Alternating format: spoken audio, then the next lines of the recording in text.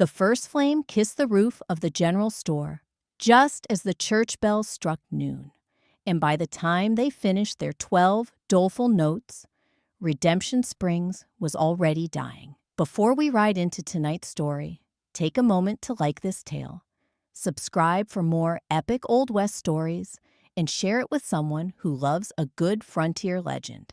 And tell me in the comments, where are you listening from tonight? Now, settle in. Our story begins. Sheriff Tom Carver was 3 blocks away, settling a dispute between the Hendersons and the Martins over a property line that had been contested for 6 years. When he saw the smoke, black and thick, rising like a demon's breath into the cloudless sky, he dropped the surveyor's map he'd been holding and ran toward Main Street, his boots kicking up dust that would soon be indistinguishable from ash. But he wasn't the first to see the fire.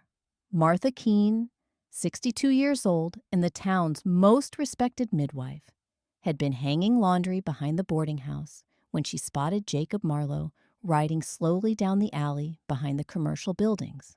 She'd delivered 6 of his siblings before the family scattered after their father's hanging, and she recognized the set of his shoulders even after 20 years. She opened her mouth to call out a greeting, to ask about his mother, to bridge the gap between past and present with the small-talk frontier women used to weave community from isolation. Then she saw him light the torch. The Molotov cocktail arced through the air and crashed through the back window of Harold Jameson's general store. The second one hit the land office. The third struck the boarding house itself, and Martha's scream was lost in the whoosh of flames, consuming dry timber, and 20 years of accumulated tinder-dry furniture. Jacob didn't run. He sat his gray mare in the middle of the alley and watched his handiwork with the calm satisfaction of a man completing a task he'd been planning for 2 decades. Then he turned the horse and rode slowly toward the next building on his list. By the time Tom reached Main Street, chaos had already replaced order. People were running in every direction, some toward the fires with buckets, some away from them with whatever possessions they could carry, some simply standing frozen in shock as everything they'd built went up in flames. The volunteer fire brigade, all 8 of them, were trying to form a bucket line from the town well, but the distance was too great and the fires were spreading too fast. "Sheriff!" Deputy Frank Morrison appeared at Tom's elbow, his young face streaked with soot and terror. "It's not an accident. Someone's doing this deliberately. I saw a man on horseback, throwing—" "I know." Tom's hand went to his Colt, eyes scanning the chaos for the arsonist. "Get the fire brigade focused on the residential areas. Save the houses first. The commercial buildings are already lost. But the general store has all our winter supplies. The houses have our people." Tom grabbed Frank by the shoulders, forcing the younger man to meet his eyes. "Get the women and children to the church. It's stone. It won't burn. Then help the men create fire breaks. We can't save everything, so we save what matters most." Frank nodded and ran toward the bucket brigade, shouting orders that were half lost in the roar of the flames and the screams of people watching their livelihoods turn to ash. Tom pushed through the crowd, searching for the one face he knew would be here. He found Jacob Marlowe outside the Silver Spur Saloon, dismounted now, standing with a torch in one hand and a gun in the other, facing down 3 men who'd worked up the courage to confront him. "This doesn't concern you," Jacob was saying, his voice calm and cold as a January wind. "This concerns the 12 men who sat on my father's jury 20 years ago. Anyone else gets in my way, they make it their concern, and I'll oblige them accordingly." One of the men, Pete Hollis, a rancher who'd moved to town after a drought killed his cattle, took a step forward. "You can't just burn down a whole town for something that happened before most of us even lived here." I can. I am. And unless you're one of the 12, I suggest you step aside and let me finish what I came to do. Jacob raised the torch. This saloon served liquor to the jury the night before they deliberated. Owner gave them drinks on the house, loosened their tongues, made it easier for them to rationalize what they were about to do. He profited from my father's murder, and now he pays the price. Walter Chen died 3 years ago, Pete protested. His widow runs this place now, and she had nothing to do with. The gunshot cut through the air like a judge's gavel. Jacob had fired into the dirt at Pete's feet, close enough to spray pebbles against his boots. His widow inherited profits built on blood money. Next person who tells me who deserves mercy is going to need it themselves. Tom's voice carried across the space between them. Jacob Marlowe, drop the torch and the gun. You're under arrest. Jacob turned slowly, and Tom saw the same haunted eyes he remembered from the funeral. A 16-year-old boy forced to cut down his father's body because none of the men who'd hanged him had the decency to do it themselves. But there was something new there now, purpose, cold and implacable as winter iron. Sheriff Carver? Jacob's mouth twisted into something that might have been a smile if it held any warmth. Wondered when you'd show up. How's your brother these days? Still living large in Silver Creek on the fortune he made selling out my father? Tom's jaw tightened, but he kept his gun holstered. Whatever happened 20 years ago, this isn't justice. This is murder and arson, and I can't let it continue. Can't or won't. Jacob's eyes flicked to Tom's gun, calculating distances and odds. Because from where I'm standing, you've got a choice to make. Stop me and protect the men who corrupted justice itself, or step aside and let the scales balance the way they should have 2 decades ago. The law hanged an innocent man. Jacob's composure cracked, just for a moment, revealing the rage beneath.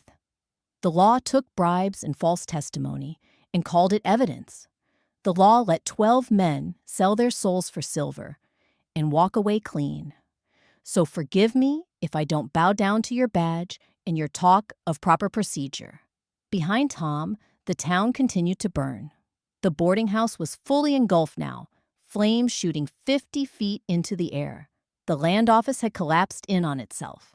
The general store was a total loss, and Harold Jameson was being carried away on a makeshift stretcher. His hands and face burned badly from trying to save his ledgers. And standing in the middle of it all was a man with a torch and a list of names, demanding payment for a debt no court would acknowledge. Tom's hand moved to his gun. Last warning, Jacob. Drop your weapons. Can't do that, Sheriff. Jacob's gun came up, not quite pointing at Tom, but close enough to make the threat clear. I've got 8 more stops to make before sundown. 8 more men who sat in that jury box and condemned my father. They're scattered across this town, hiding in their houses and their businesses, pretending they don't remember what they did. But they remember, and before this day is done, they're going to pay. You'll have to go through me first, if that's what it takes. They stood facing each other across 20 feet of dusty street.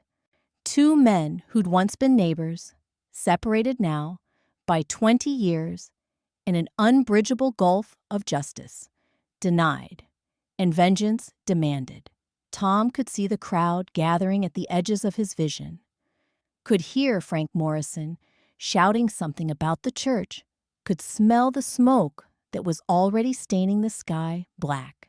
And then Sarah Marlowe stepped between them. She appeared from the crowd like a ghost made flesh, wearing a simple traveling dress and carrying a rifle that looked older than she was, but well-maintained enough to still be deadly. Her dark hair was pulled back in a severe bun, and her green eyes, so like her brother's, swept across the burning town with an expression Tom couldn't quite read. Jacob. Her voice cut through the tension, like a knife through silk. This isn't what Father would have wanted. Father's dead. Jacob didn't lower his gun, but something in his posture shifted. And you weren't there, Sarah. You didn't have to cut him down, didn't have to wash his body for burial, didn't have to watch Mother die of grief 6 months later. You ran off to St. Louis and built a new life, while the rest of us lived with the consequences. I ran because staying would have killed me. Sarah took another step forward, putting herself directly in the line of fire between the two men. And I came back because burning this town won't bring them back. It'll just create more orphans, more widows, more people destroyed by violence, pretending to be justice. Then what would you have me do? Jacob's voice cracked. Walk away? Forgive? Let them live out their lives in peace while Father molds in the ground? I would have you choose truth over vengeance. Sarah looked back at Tom. How many of the 12 are still alive? Tom kept his eyes on Jacob, but answered, 10. Harold Jameson is badly burned. Might not make it through the night. The other 9 are either hiding in their homes or trying to flee. And if Jacob provides proof of the conspiracy, proof that the trial was bought and paid for, would the territorial courts prosecute? With solid evidence, yes. But it's been 20 years, and half the witnesses are dead, and the rancher who orchestrated it all is beyond earthly justice. Sarah's laugh was bitter, which is why my brother decided to become the justice the law couldn't provide. An explosion rocked the street as something inside the general store, probably the oil lamps Harold stored in back, caught fire and detonated. Flaming debris rained down on nearby buildings, and the screaming intensified as people realized the fire was spreading faster than they could contain it. Tom made his decision. Jacob, you want the truth known? I'll help you. We'll gather every piece of evidence, track down every witness, and drag this whole conspiracy into the light. But first, you help us save this town. Because right now, innocent people are dying for crimes they didn't commit, and that makes you no better than the men who hanged your father. Jacob stared at him, the torch still burning in his hand, the gun still ready. For a long moment, Tom thought he'd have to draw, thought this would end with one or both of them dead in the street while redemption springs burned around them. Then Jacob threw the torch into the dirt and ground it out with his boot heel. 9 names, he said, holstering his gun. I want all 9 of them arrested and charged by week's end. Or I finish what I started. Agreed. Tom turned to Frank, who'd been watching the confrontation with wide eyes. Deputy, I want those 9 men in protective custody immediately. Not arrested, protective custody. Tell them it's for their own safety, which it is. Yes, sir. Frank took off running. Tom looked at the burning town, calculating how much could be saved and how much was already lost. Sarah, can you organize the women? Get them focused on the church and the school. Those are our safe points. She nodded and moved into the crowd, her voice cutting through the panic with the authority of someone who'd commanded respect in rougher places than this. That left Tom and Jacob standing in the street, surrounded by destruction, bound together by an uneasy alliance neither quite trusted. Help me create fire breaks, Tom said. We can still save the residential quarter if we act fast. Jacob looked at his hands, the same hands that had thrown the torches, that had started this catastrophe. Then he looked at the people running with buckets, fighting desperately to save their homes. All right, he said quietly, but this doesn't change what's owed. I know.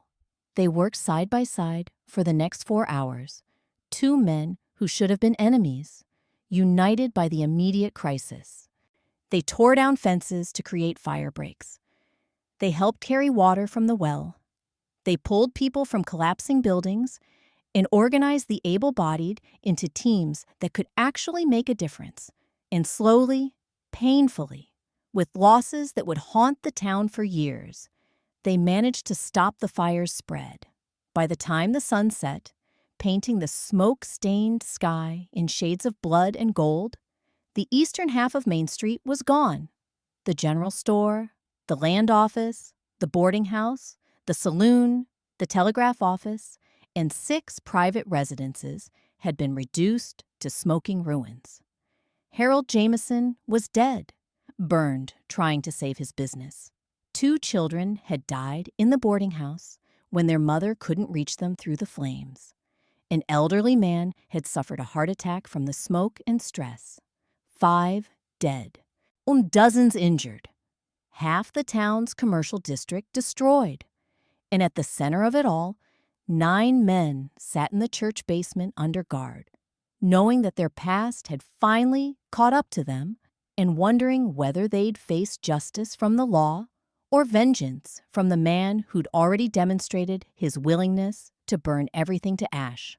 As darkness fell, Tom stood in his office, one of the few buildings that had survived, and stared at the list of names Jacob had provided.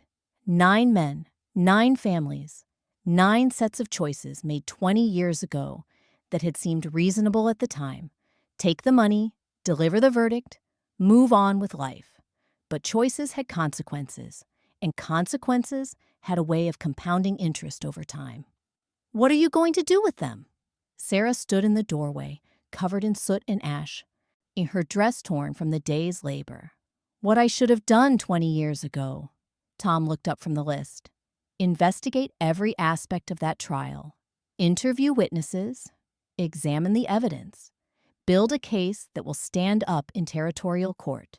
And if the case falls apart, if the witnesses are dead and the evidence is gone, and the only thing left is the word of guilty men against a dead rancher, then at least I'll know I tried to do it the right way. My brother tried the right way for years, went to lawyers, filed appeals, wrote letters to judges. He got nowhere because the system protects its own. Sarah walked into the office and sat down across from Tom's desk. Sometimes the right way is just another word for the slow way. And the slow way lets guilty men die in their beds. And the fast way creates more victims than it punishes. Tom gestured toward the window, toward the smoking ruins beyond. 5 people died today, Sarah. 5 people who had nothing to do with your father's trial. Was their deaths worth it? Is this justice? She didn't answer right away.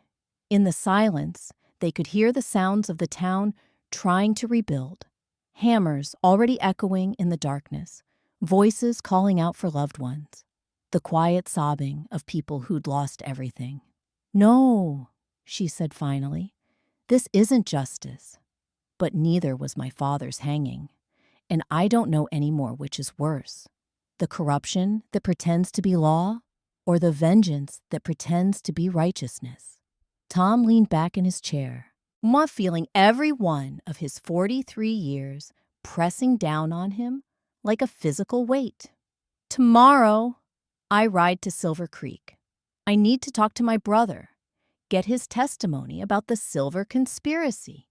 He's the key to all of this, the one who discovered the vein, the one who took Blackwood's money, the one who started the chain of events that led to your father's death. Will he testify? I don't know. Samuel's been drinking himself to death for 15 years. Guilt, probably, though he'd never admit it. But he's still my brother, and he still knows the truth. And if he refuses? Tom looked at the 9 names on his list, then at the woman sitting across from him, the girl he'd once loved, before duty and family loyalty had pulled them apart. Then I'll have to decide whether blood is thicker than justice, he said. And I honestly don't know which way that choice will go. Sarah stood, moving toward the door. She paused at the threshold, looking back at him with eyes that had seen too much and hoped for too little. My father used to say that the measure of a man wasn't what he did when the choice was easy, she said. It was what he did when every option led to loss, and the only question was which loss he could live with. What did you lose today, Sarah? The same thing we all did. She stepped out into the night, her voice drifting back to him like smoke. The illusion that we could outrun the past. Tom sat alone in his office, surrounded by the evidence of choices made and choices still to come.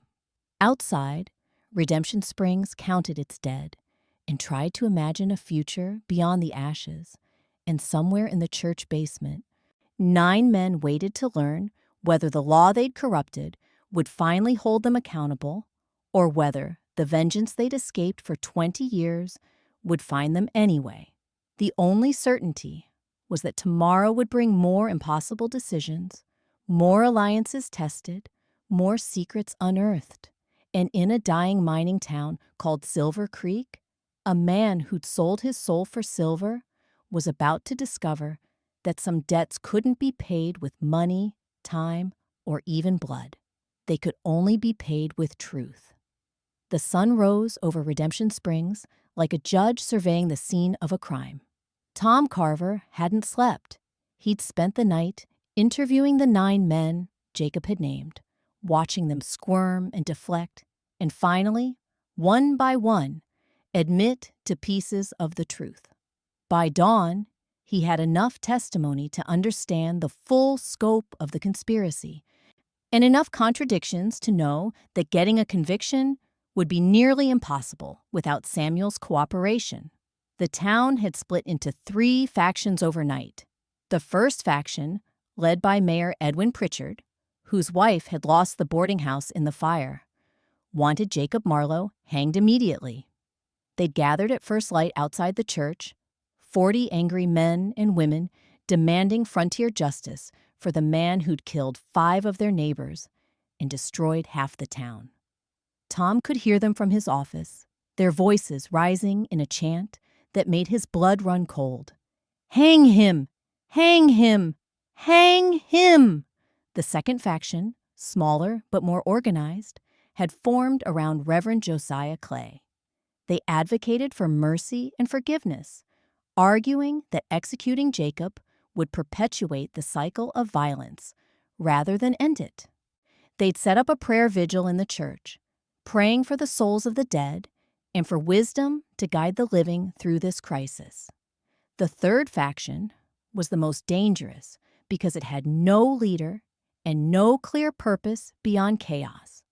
These were the opportunists, looters who'd begun picking through the ruins for anything valuable, claim jumpers who saw the destruction as a chance to seize property at rock-bottom prices, and agitators who whispered that maybe Jacob Marlowe had the right idea. Maybe the whole system needed to burn so something better could rise from the ashes. Tom stood at his office window, watching the 3 groups eye each other with suspicion and hostility, and realized that Jacob's fire had done more than destroy buildings. It had exposed every fault line in the community's foundation, and now those cracks were spreading. Sheriff? Frank Morrison entered without knocking, his face haggard from a sleepless night. The mob's getting restless. Mayor Pritchard is saying if you don't hand over Marlowe for trial, they'll come take him themselves. Trial or lynching? Frank looked away. Does it matter to them? Before Tom could answer, the door burst open again. This time, it was Dr. Catherine Wells, the town's only physician, her medical bag in one hand and fury in her eyes.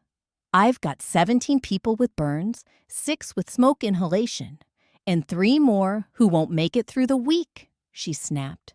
I'm out of morphine, low on bandages, and the nearest medical supplies are in Silver Creek, which is 2 days away, assuming I can even get there safely. So, you tell me, Sheriff, was Jacob Marlowe's vendetta worth 17 lives? Tom met her gaze steadily. No, but I wasn't the one who struck the match. No, You were the one who let him walk around free after he'd already burned half the town. Dr. Wells slammed her bag on the desk. I need a wagon, an armed escort, an authorization to requisition supplies from Silver Creek's general store. Can you provide that? Or are you too busy protecting the man who created this disaster? I'll provide all three. Tom pulled out a piece of paper and began writing. Frank, organize a detail. 4 men, well armed. Dr. Wells leaves within the hour. Make it 2 wagons, a new voice interjected. Sarah Marlowe stood in the doorway, and behind her were 5 other women, the wives and daughters of men who'd been on that jury 20 years ago. They looked like they'd aged a decade overnight. Fear and determination warring in their expressions. 2 wagons? Tom repeated. 1 for medical supplies, 1 for refugees. Sarah's voice was calm but unyielding. These women and their children are leaving Redemption Springs today. They're not safe here. Not from the mob that wants to hang their husbands and fathers, and not from my brother if he decides his crusade isn't finished. Mayor Pritchard's wife, Eleanor, a woman who'd been Sarah's friend before the trial divided them, stepped forward. We're not running because we're guilty. We're running because we have children to protect, and this town has gone mad. You can't leave, Frank protested. Your husbands are material witnesses. If they flee, they're not fleeing, Sarah cut him off. The men stay. The families go somewhere safe until this gets resolved. That's non-negotiable. Tom studied the women, saw the same desperate calculation in their eyes that he'd seen in soldiers' wives during the war. The math of survival that said sometimes you had to abandon everything to save anything at all. Agreed, he said. But I'm sending Deputy Morrison with you. He'll make sure you reach Silver Creek safely and report back on the situation there. I should stay here, Frank objected. I need you to keep these women alive more than I need another gun in town. Tom's tone left no room for argument. Besides, you'll be doing reconnaissance. I need to know what condition Samuel's in, whether he's capable of testifying, and whether there are any other surprises waiting for us in Silver Creek. Frank nodded reluctantly. Yes. Sir. As the women filed out to prepare for departure, Dr. Wells lingered. You're making an enemy of the mayor by helping them escape. I'm making an enemy of everyone, no matter what I do. Tom handed her the authorization he'd written. At least this way I can sleep knowing I protected innocent people. Can you sleep? Dr. Wells's expression softened slightly. Because you look like a man who hasn't closed his eyes in days. Sleep's a luxury I can't afford right now.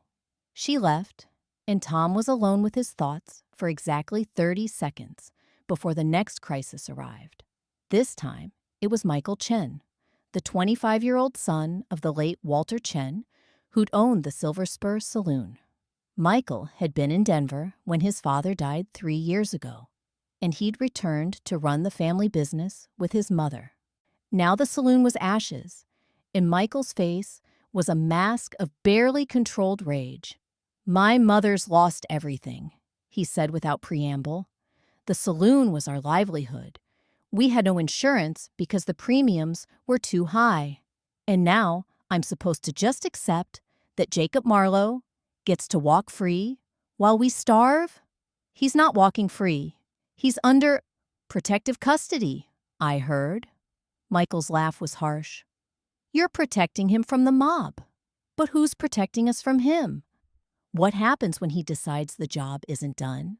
What happens when he remembers my father served drinks to that jury and decides my mother deserves to burn too? Tom had no good answer to that. I'll tell you what happens, Michael continued. Those of us with nothing left to lose, we start taking matters into our own hands. We form our own justice and deliver our own verdicts. And then this whole territory descends into the kind of blood feud that makes the Hatfields and McCoys look like a church social. That's exactly what we're trying to prevent. Then prevent it by giving us justice. Michael slammed his fist on the desk. Hang Jacob Marlowe, compensate the victims, and restore order. Or admit that the law is just theater and let us handle this ourselves. Before Tom could respond, a gunshot cracked through the morning air. Both men rushed to the window. Outside, the mob that had been chanting for Jacob's execution was scattering, people diving for cover as more shots rang out. Tom grabbed his rifle and ran into the street, Michael close behind. The shots were coming from the ruins of the general store. Tom found the shooter crouched behind a partially collapsed wall. Billy Watts, the blacksmith's son, now 16 years old, and holding his father's hunting rifle with shaking hands. Blood stained his shirt, and his eyes had the wild look of someone who crossed a line they could never uncross. "Billy," Tom approached slowly, hands visible. "Put down the rifle. Tell me what happened." "They killed him." Billy's voice broke.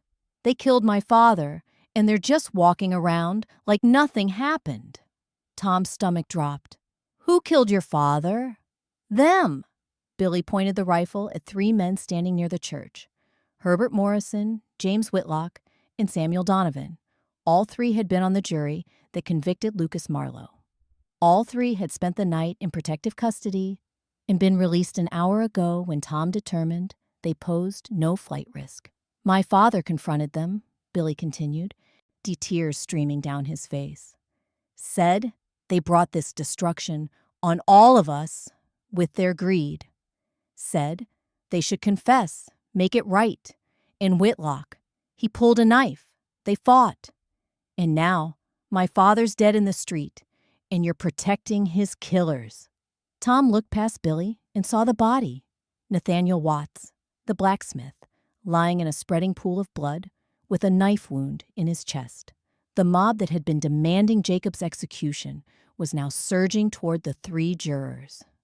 And Tom realized with sickening clarity that the situation had just spiraled completely out of control.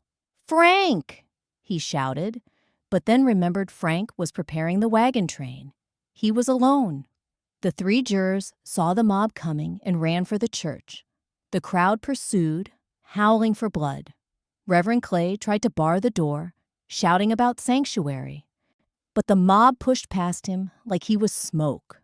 Tom fired his rifle into the air, once, twice, 3 times, trying to restore order.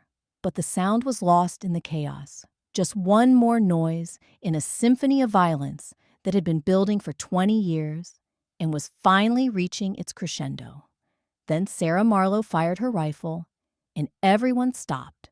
She climbed onto the bed of one of the supply wagons, making herself visible to the entire town. Her second shot took out a window in the church, a clear demonstration that she wasn't firing warning shots. She was making a point. "Listen to me!" Her voice carried across the square with the authority of someone who'd commanded attention in rougher crowds than this. "You want blood? You want revenge? You want to tear each other apart until there's nothing left but corpses and ruins?"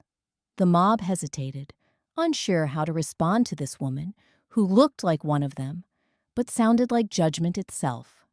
"My brother burned this town because 12 men sold their souls for silver," Sarah continued. "Now, one of those men just killed an innocent blacksmith, and you're ready to tear down the last building standing. You're doing exactly what Jacob knew you'd do, destroying yourselves from the inside because you can't face the truth." "What truth?" Mayor Pritchard stepped forward, his face red with anger. "That your family has brought nothing but destruction to this town? The truth that you're all complicit." Sarah's words fell like hammers. Every single person who knew about that corrupt trial and said nothing. Every person who benefited from the silver mine that was built on stolen land. Every person who looked the other way when justice was perverted because it was easier than standing up to powerful men. "That's a lie!" Eleanor Pritchard shouted. Most of us weren't even here 20 years ago. No, but you're here now, and you have a choice. Sarah lowered her rifle. You can tear each other apart in some misguided quest for vengeance, or you can do what should have been done 2 decades ago. Face the truth, hold the guilty accountable, and build something better from the ashes. Pretty words from the sister of a mass murderer, someone yelled from the crowd. My brother killed 5 people today, Sarah acknowledged. That's 5 murders I'll have to live with for the rest of my life. But the men who hanged my father? They murdered justice itself. They proved that law is just another commodity to be bought and sold.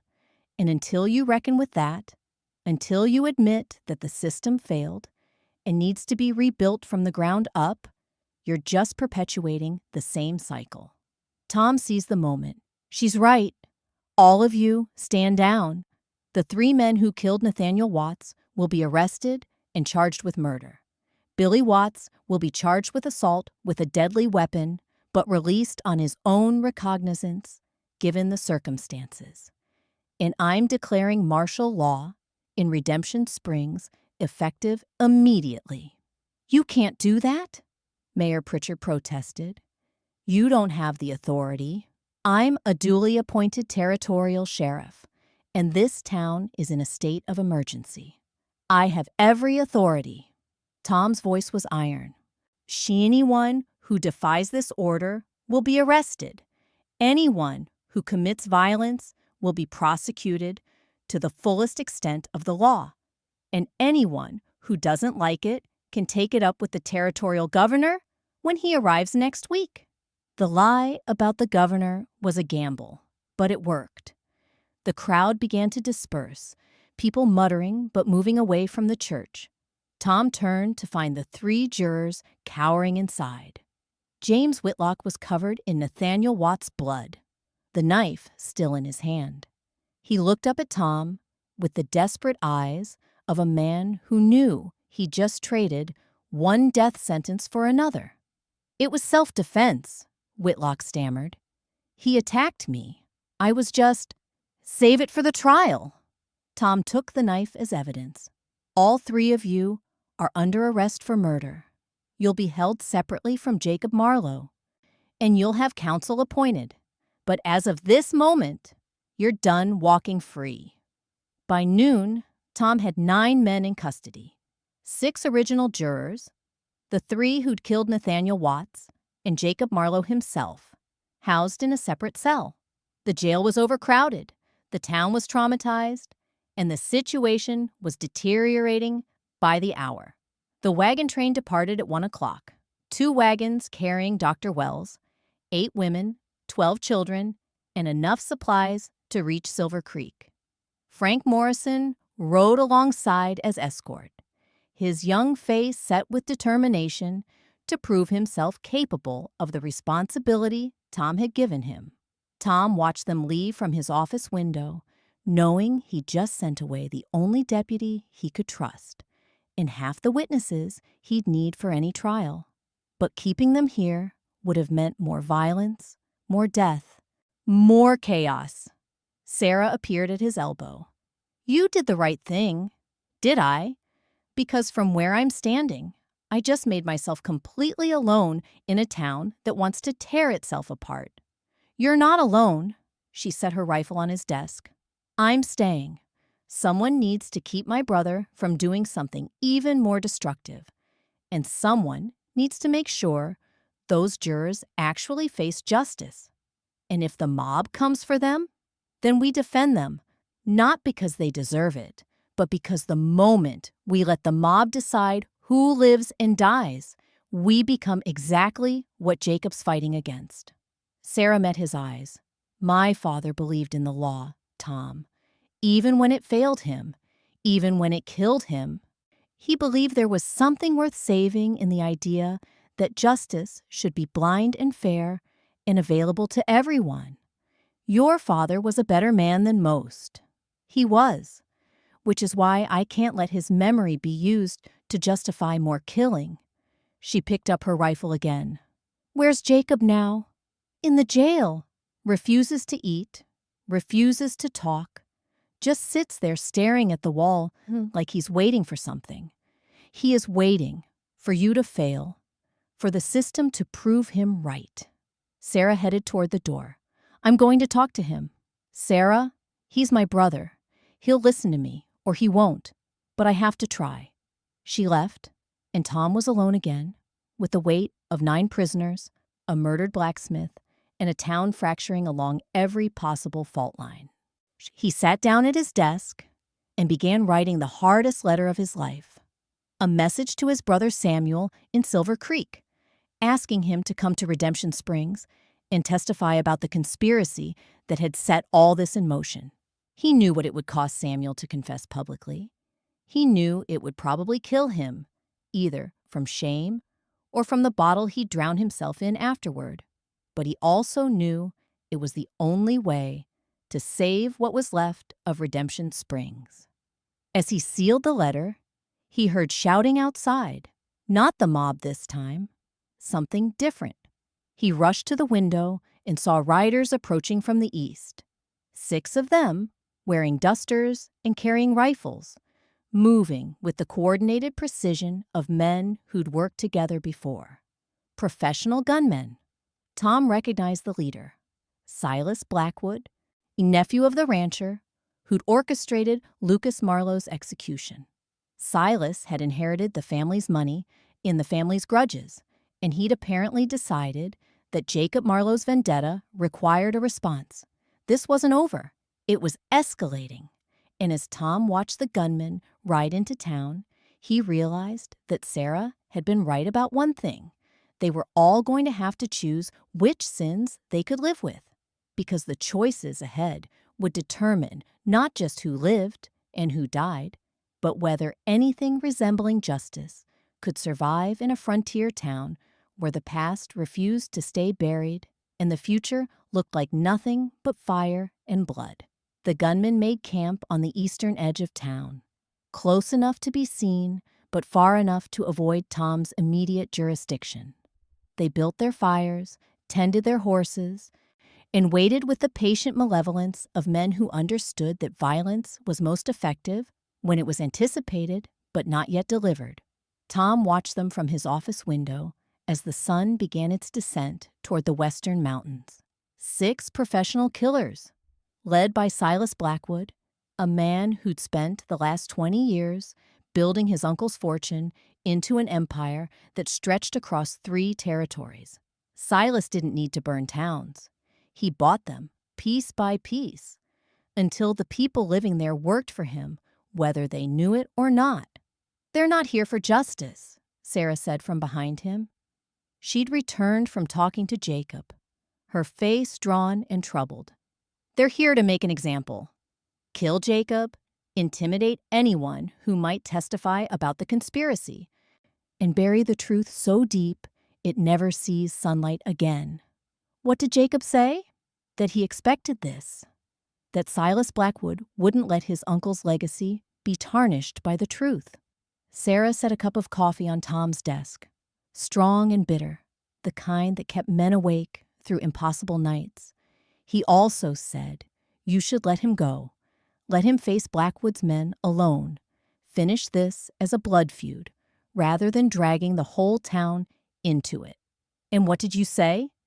That he's an idiot if he thinks dying in the street will accomplish anything except making him a martyr for a cause nobody understands. Sarah took a sip of her own coffee, grimaced at the taste. But he might be right about one thing. This ends in blood one way or another. The only question is whose. Before Tom could respond, the door burst open. Michael Chen stood there, only breathing hard, his face flushed with exertion and anger. They're here, he gasped. The wagon train. They're back.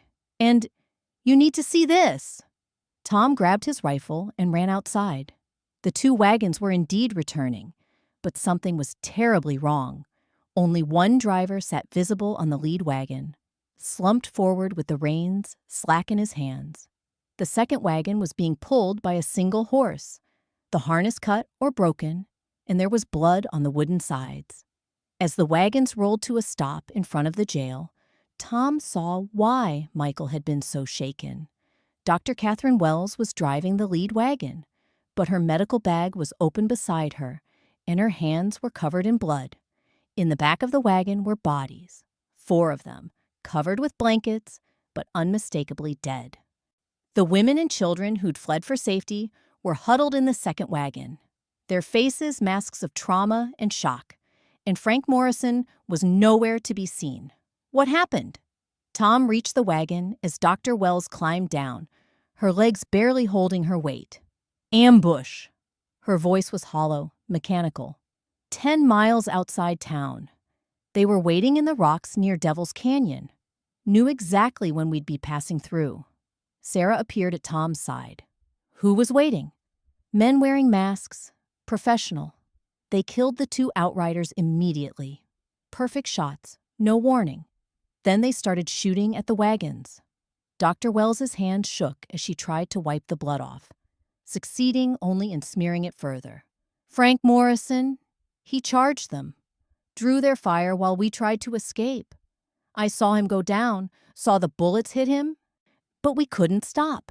He was screaming for us to run, to get the women and children to safety, and we left him there. Tom felt something break inside him. Frank Morrison, 23 years old, eager and earnest and completely unprepared for the brutality he'd just faced. Dead in a canyon because Tom had sent him on a mission that should have been safe. Did you recognize any of them? Sarah asked, her voice cutting through Tom's grief with cold pragmatism. They wore masks, but Dr. Wells looked toward the eastern camp where Silas Blackwood's men sat around their fires. One of them had a distinctive rifle, custom stock, silver inlay. I saw the same rifle on one of those men when they rode in. Tom's vision went red. He started toward the camp, his hand on his Colt, murder in his heart. Sarah grabbed his arm. Don't! That's exactly what they want. You going out there angry and stupid, giving them an excuse to kill you and claim self-defense. They murdered my deputy. And they'll murder you too if you face them alone. Sarah's grip tightened. Think, Tom. This is orchestrated. The ambush, Blackwood's men arriving just before the wagon train returns. The timing too perfect to be coincidence. Someone's been planning this, coordinating it. And if we react the way they expect, we play right into their hands. Tom forced himself to breathe, to think past the rage and grief. Sarah was right. This was strategy, not random violence. Someone was trying to destabilize the entire situation, turn Redemption Springs into a war zone where the truth about that corrupt trial would be lost in the chaos. Who survived? He asked Dr. Wells. 4 of the guards died, including Frank.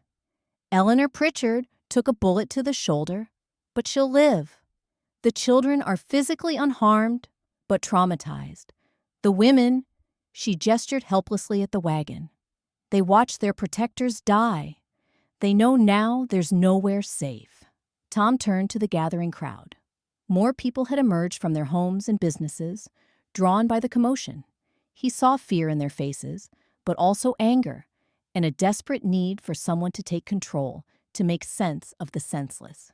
Listen to me, he called out, his voice carrying across the square.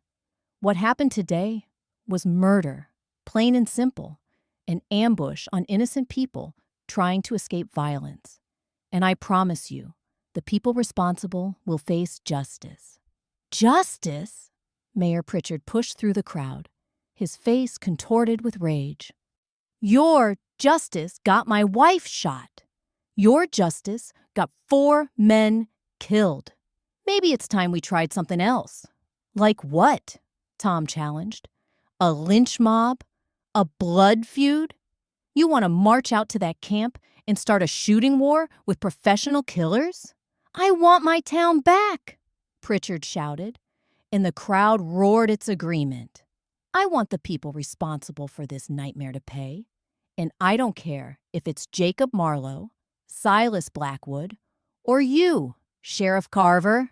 The mob was forming again, crystallizing around Pritchard's anger. Tom saw the same dangerous energy that had nearly resulted in the 3 jurors being torn apart. This time, there might be no stopping it. Then a voice cut through the chaos, calm, authoritative, and completely unexpected. The people responsible are already paying. Samuel Carver stood at the edge of the square, leaning heavily on a walking stick, looking like he'd aged 20 years in the past 20 hours. He was sober, miraculously, terrifyingly sober, and his eyes held the clarity of a man who'd finally decided that truth was worth more than survival. Samuel, Tom barely recognized his own voice. What are you doing here? Got your letter. Took me about 5 minutes to decide that staying in Silver Creek and drinking myself to death was the coward's way out. Samuel walked forward with painful dignity, each step clearly costing him. So, I rode through the night, and I arrived about 2 hours ago. Been watching, listening, trying to understand what my sins have wrought. He stopped in the center of the square, surrounded by the ruins of buildings burned by Jacob Marlowe's vengeance, and the living remnants of a community torn apart by decades of corruption. My name is Samuel Carver, he announced, and 20 years ago, I discovered a silver vein on land owned by Lucas Marlowe. Instead of reporting it honestly, I made a deal with Cyrus Blackwood. He would acquire the mineral rights through legal channels, and if Marlowe proved difficult to dislodge, I would help manufacture evidence to remove him. In exchange, I received 20% of the mine's profits. The crowd went silent, shocked by the casual admission of conspiracy. Cyrus Blackwood orchestrated everything, Samuel continued. The false accusation of cattle theft, the bribed witness, the payment to 12 jurors to deliver a guilty verdict. I knew what was happening at every step, and I did nothing to stop it because I was more interested in profit than justice. Why are you telling us this now? Pritchard demanded. Because my nephew was just murdered trying to protect innocent people from the consequences of my crimes. Samuel's voice cracked. Because 5 people died when Jacob Marlowe decided to extract vengeance for his father's hanging. Because this town is tearing itself apart, and I'm the one who planted the seeds of that destruction 2 decades ago. He pulled out a thick envelope from his coat, the same evidence Tom had been hoping for, now being offered freely in front of witnesses who could never deny its existence. This is everything, Samuel said. Ledgers showing the payments to the jurors, contracts proving Blackwood's conspiracy, letters between me and Cyrus discussing how to remove Lucas Marlowe from his land, assay reports I falsified to conceal the true value of the silver. Every piece of evidence needed to prove that Lucas Marlowe was innocent and that his execution was murder. Sarah stepped forward, her eyes locked on Samuel with an intensity that could have melted steel. You kept these records? For 20 years, you had proof of what was done to my father, and you said nothing? I kept them as insurance. Thought if Blackwood ever turned on me, I'd need leverage. Samuel's laugh was bitter, broken. Never occurred to me that the real threat wasn't Cyrus. It was my own conscience. Turns out you can drink away a lot of things, but guilt isn't one of them.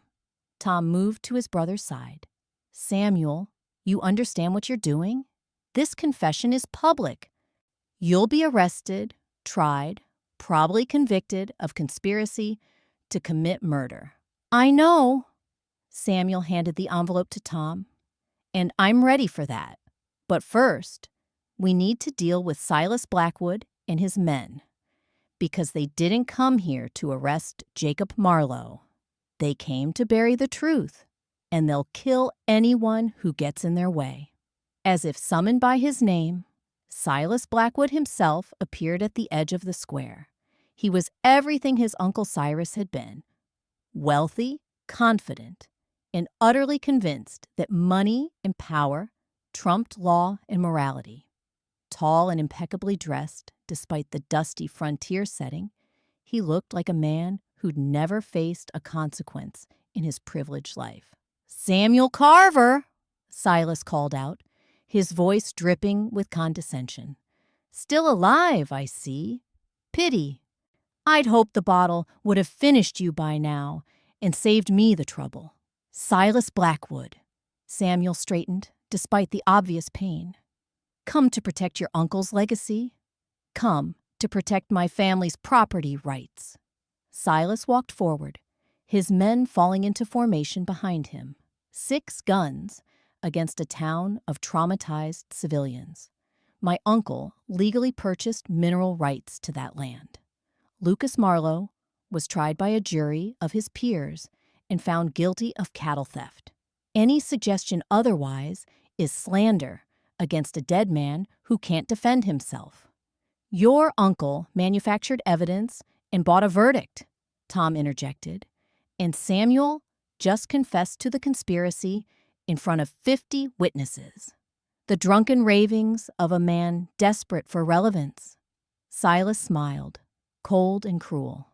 "No court will convict based on such testimony. And you know it, Sheriff, but I'll tell you what I will do. I'll offer a deal. Release Jacob Marlowe into my custody, and I'll leave your town in peace. You can keep playing lawman, Samuel can drink himself into his grave, and everyone gets to pretend this nightmare never happened. So, you can execute him yourself?" Sarah's voice cut across the square like a whip. "Murder him quietly and call it justice? Murder is such an ugly word. I prefer resolution." Silas turned his smile on Sarah. "You must be the sister. I can see the family resemblance. Same self-righteous indignation, same inability to understand how the world actually works. Your father was a fool who thought he could stand against progress. Your brother is a criminal who burned an entire town. And you're an idealist who thinks truth matters more than power. You're all dinosaurs, and extinction is the only option for your kind." "No deal," Tom said flatly. "I wasn't asking." Silas nodded to his men, and 6 rifles came up simultaneously. "You have 60 seconds to release Jacob Marlowe, or my men start shooting. We'll start with the women and children in those wagons. Seems fitting, given that your deputy got them ambushed trying to flee my justice." The crowd gasped.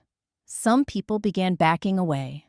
Others pulled weapons, mostly old revolvers and hunting rifles that would be useless against professional gunmen. Tom calculated the odds and came up with nothing good.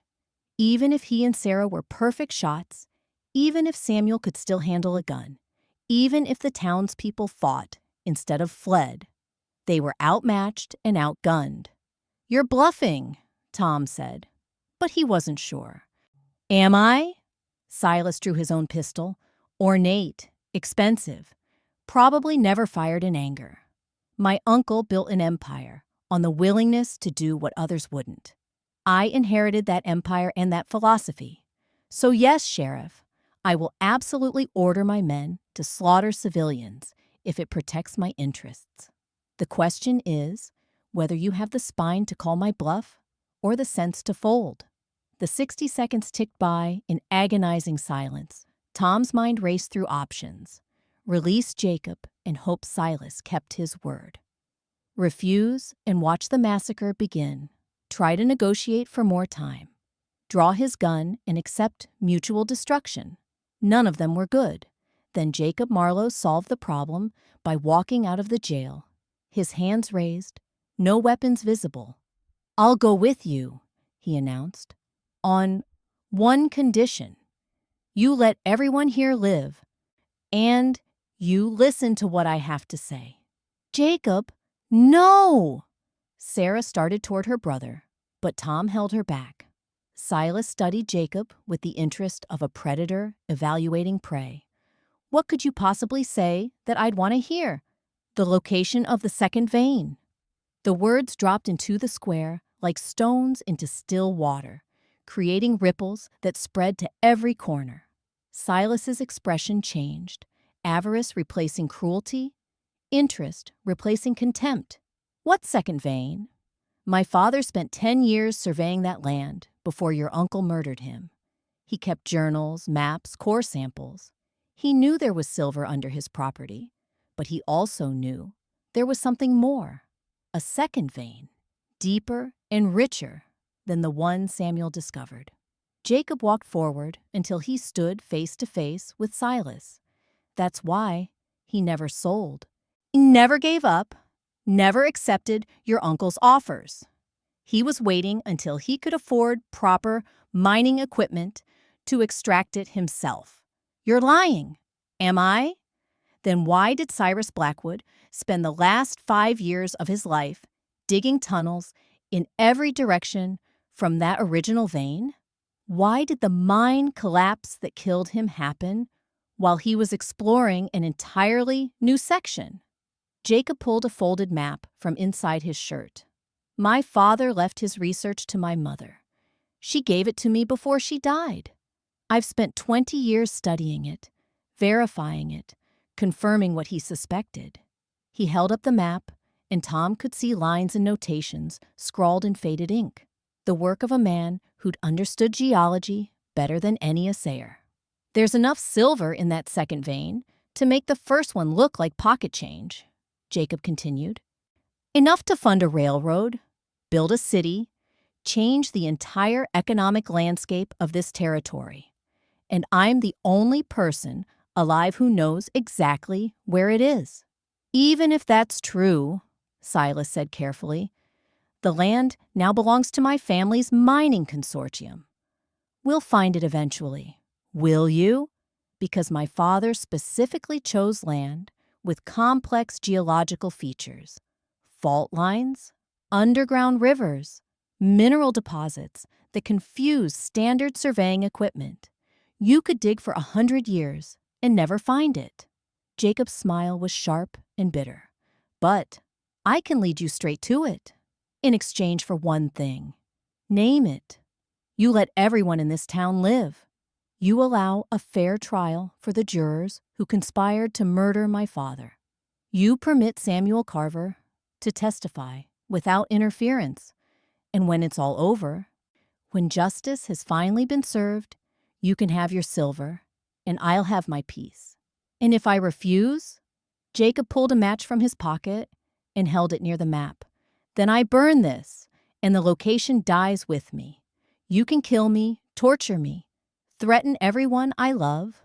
Won't matter. I've been ready to die since I struck the first match in Redemption Springs. The only question is whether I die accomplishing something or die accomplishing nothing." Silas stared at the map like a starving man staring at food. Tom could see the calculation happening, weighing the immediate satisfaction of revenge against the long-term profit of that silver vein. Could see the exact moment when greed won over pride. "Deal," Silas said, "but I want half the vein. My family's investment in this territory has earned us that much. Fine.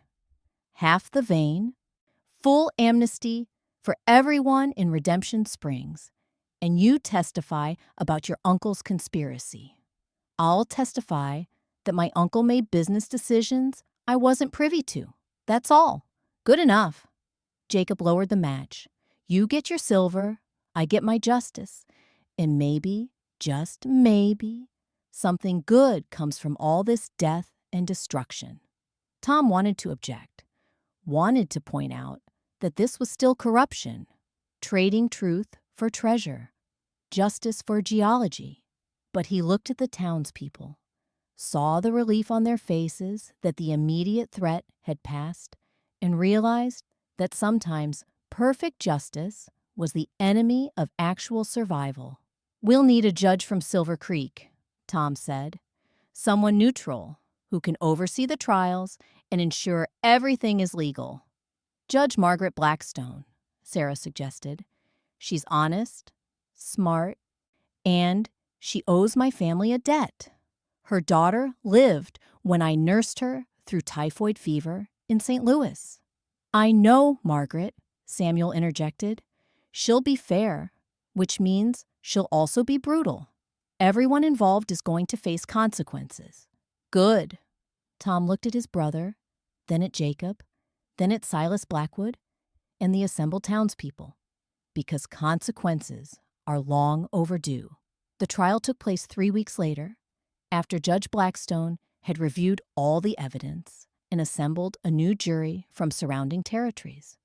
People who had no connection to Redemption Springs or the Blackwood family or the silver that had corrupted everything it touched. The 9 surviving jurors were tried for conspiracy to commit murder. 7 were convicted and sentenced to prison terms ranging from 5 to 15 years. And 2 were acquitted when evidence suggested they'd been threatened into compliance rather than bribed. Samuel Carver pled guilty to conspiracy and fraud. Judge Blackstone sentenced him to 10 years in territorial prison, acknowledging his cooperation but refusing to grant leniency for what she called the moral cowardice that enabled murder. Tom visited his brother the night before he was transferred to the prison. They sat in the cell where Jacob had once waited, and they talked about their father, about the choices that had led them to this moment, about whether redemption was possible for men who'd betrayed everything they claimed to believe in. "I don't expect forgiveness," Samuel said. "Not from you, not from the Marlows, not from anyone. I just want to know that the truth finally came out, that Lucas Marlowe's name has been cleared, and that his children got some measure of justice." "They did," Tom confirmed. The territorial legislature officially exonerated Lucas Marlowe posthumously. His name has been restored, and a monument is being erected in the town square with his name and the names of the 5 people who died in Jacob's fire. A reminder of what happens when justice fails and vengeance fills the void. Samuel nodded. "What will you do now?" "Keep being sheriff, I suppose." Redemption Springs needs someone to help rebuild both the buildings and the trust. Tom stood to leave, then paused. "I won't visit you in prison. Can't separate being your brother from being a lawman, and the law says you need to serve your time without special treatment." "I understand. But when you get out, if you get out, there'll be a place for you. Not here, but somewhere. A chance to rebuild, same as the town. Thank you, Tom, for everything you didn't have to do." Tom left without responding, because there was nothing left to say. Jacob Marlowe honored his deal. He led Silas Blackwood's engineers to the second vein, and the silver was everything he'd promised. Vast, rich, and valuable enough to fund the reconstruction of Redemption Springs 10 times over. As part of the agreement, Jacob was tried for arson and murder. He pled guilty to all charges and was sentenced to 20 years in territorial prison, the same length of time he'd carried his vendetta. The symmetry seemed appropriate. Sarah visited him before the transport arrived. "Was it worth it?" she asked, looking at her brother through the bars that would define the next 2 decades of his life. "I don't know," Jacob admitted. 5 innocent people died because of me. Dozens more were injured or traumatized. An entire town was nearly destroyed. And for what? Justice that came 20 years too late and cost more than it should have? But it did come. Father's name was cleared. The conspiracy was exposed. The guilty were punished. At the cost of becoming a murderer myself. Jacob's hands gripped the bars. "I thought I was doing something righteous, Sarah. Thought I was an instrument of justified vengeance. But in the end, I'm no different from the men who hanged father. Just another person who decided that my vision of justice mattered more than the law. The difference is, you're taking responsibility for what you did. The jurors tried to hide. You're standing in the light. Is that enough? Sarah thought about that for a long time. I don't know. But it's more than they did. And maybe that counts for something. She left him with that uncertainty. Because some questions don't have clean answers. Redemption Springs rebuilt over the following year. The commercial district rose from the ashes. New buildings constructed with insurance money and charitable donations, and, ironically, a portion of the profits from the second silver vein that Silas Blackwood had agreed to share as part of his deal with Jacob. The town also built a school, a proper hospital, and a library dedicated to the memory of the 5 people who died in the fire: Harold Jameson, Nathaniel Watts, Mary Harrison, and her 2 children. Tom remained sheriff. He never married, never left, never stopped carrying the weight of the choices he'd made and the people he'd failed to save. But he also never stopped trying to make Redemption Springs into the kind of place where justice and law could coexist, where power didn't automatically corrupt, where the past's mistakes could inform the future's wisdom. Sarah stayed too, surprising everyone, including herself. She opened a school, taught children whose parents had been on opposite sides of the conflict, and worked to build a community that valued truth over convenience and healing over revenge. On the anniversary of the fire, she and Tom stood in the town square beside the monument that listed 9 names. 5 victims of Jacob's vengeance and 4 guards, including Frank Morrison, who died trying to protect the innocent from the consequences of the guilty. "Do you think we made the right choices?" Sarah asked. Tom looked at the rebuilt town, at the children playing in streets that had once run with blood and ash, at the memorial that served as both warning and promise. "I think we made the only choices we could live with," he said. "And in a place like this, on a frontier where law is still being written and civilization is still being built, maybe that's the best anyone can do." My father would have said, "We should have done better." Your father was a good man who believed in impossible standards. We're just people trying to hold the line between chaos and order, between vengeance and justice, between the easy path and the right one. Tom turned to face her fully. "We didn't save everyone. We didn't punish everyone who deserved it. We didn't achieve perfect justice. But we achieved something: truth, accountability, and a foundation for something better." Sarah took his hand, the first time they'd touched that way in 20 years. "Is it enough?" "It has to be." They stood together as the sun set over Redemption Springs, casting long shadows from the monument across the square. The names carved in stone would remain there for generations, a testament to the cost of corruption and the price of vengeance. But they would also serve as a reminder that even in the darkest moments, even when every alliance crumbles and every secret ignites and every choice leads to loss, there were still people willing to stand for truth, to fight for justice, and to rebuild from ashes. The frontier demanded sacrifice. It demanded compromise. It demanded that good people make terrible choices and live with the consequences.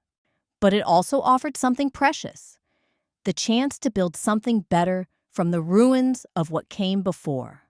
Redemption Springs would never forget the fire that nearly destroyed it, but it would also never forget the people who chose to rebuild rather than abandon, to heal rather than hate, to plant seeds of justice in soil fertilized by tragedy.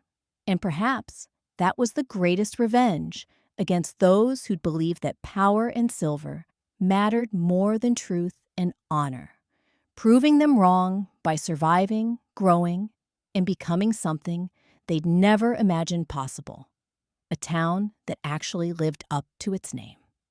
Epilogue. 20 years later, the silver ran out eventually, as silver always does. The second vein that Jacob Marlowe had revealed proved rich but finite, and when it finally played out, Silas Blackwood's mining consortium moved on to the next opportunity, the next frontier, the next place where profit could be extracted from the earth. But Redemption Springs didn't die with the mine.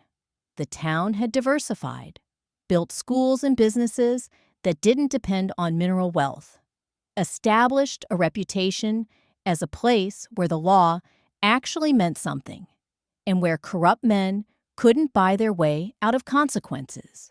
Tom Carver served as sheriff for 32 years total. He died at his desk, reviewing paperwork for a case involving water rights and agricultural disputes, the kind of mundane, civilized conflicts that proved the frontier was finally, truly becoming settled. Sarah Marlowe never remarried. She ran her school for 40 years, teaching 3 generations of children that truth mattered more than convenience, and that the hardest choices often produced the best outcomes. When she died at 83, the entire town turned out for her funeral, and the governor himself gave the eulogy. Jacob Marlowe served 15 years of his 20-year sentence before being released on good behavior.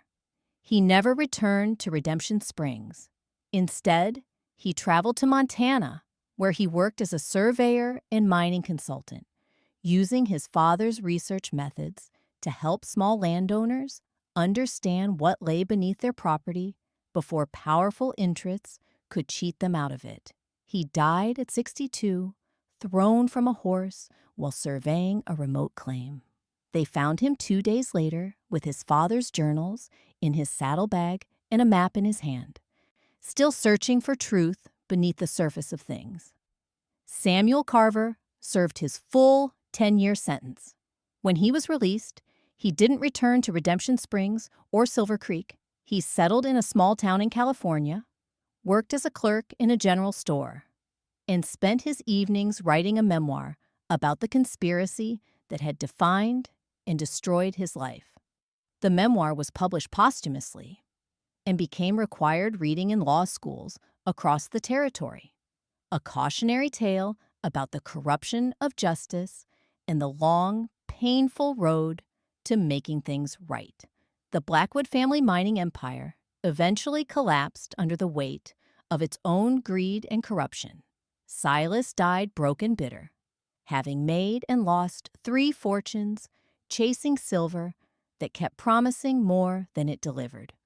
His children sold off the last of the family holdings and disappeared into the anonymity of eastern cities, where their name carried no weight and their grandfather's sins were unknown. And the town that had been burned by revenge, it thrived, not because it forgot what had happened, but because it remembered. Every child who attended Sarah's school learned about Lucas Marlowe and the corrupt trial. Every new sheriff who took Tom's oath understood that the badge came with responsibility to uphold justice even when it was difficult, expensive, or personally costly. The monument in the square was maintained religiously, the names kept clear and readable, the story preserved for anyone who wanted to understand how close the town had come to tearing itself apart, because that was the real legacy of those terrible weeks when fire consumed buildings and truth consumed lies. The understanding that civilization wasn't something that happened automatically. It was something that had to be built, defended, and rebuilt again and again by people willing to make impossible choices and live with imperfect outcomes. Justice was never clean. It was never simple. It was never as satisfying as vengeance. But it was the only thing worth fighting for. And in Redemption Springs, a town literally born from the ashes of revenge and rebuilt on the foundation of hard-won truth, that lesson was carved deeper than any silver vein, more permanent than any monument, and more valuable than any fortune pulled from the unforgiving earth. The end. Sometimes the frontier doesn't care about perfect justice. It only cares whether you're strong enough to choose truth over comfort, law over vengeance, and the hard work of rebuilding over the easy satisfaction of destruction. Redemption Springs made that choice, and it changed everything.